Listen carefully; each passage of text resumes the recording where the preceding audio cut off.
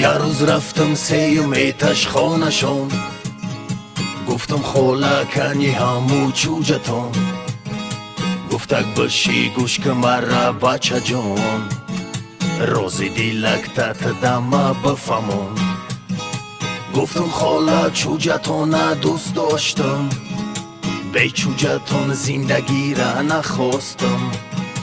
من یک بچه ای کم بغلی بیسم، لیکن عاشقی دختریت هستم. گفتک بچم اگر کی نداری سوم، تو الکی در نظرم شدیشون. بپل باشی نمیشوی دم و دم، کم بغلی در بپوش ای بیرون. من خوابدم تگی چناری و پره، بیدار شیدم یک کرتا سرخ میگذره.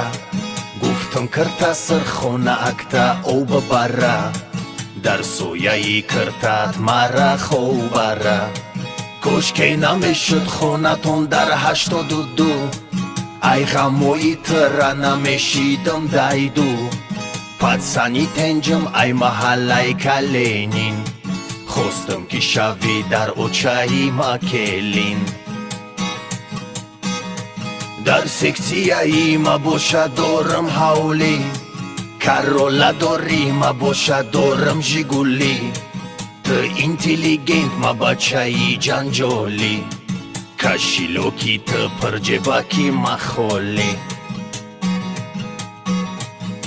یه روز رفتم، دو روز رفتم، 3 روز رفتم سیم ایتش خانشون، گفتم خوله کنی همو چوجتون، گفتک باشی گوش که مرا بچه جون، روزی دیلکتت دم بفهمون.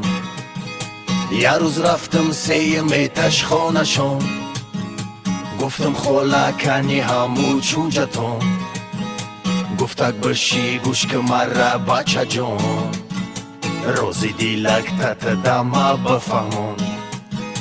گفتم خوله در کار نیست چوجتون، زن میگیرم ای ولایتی خطلون.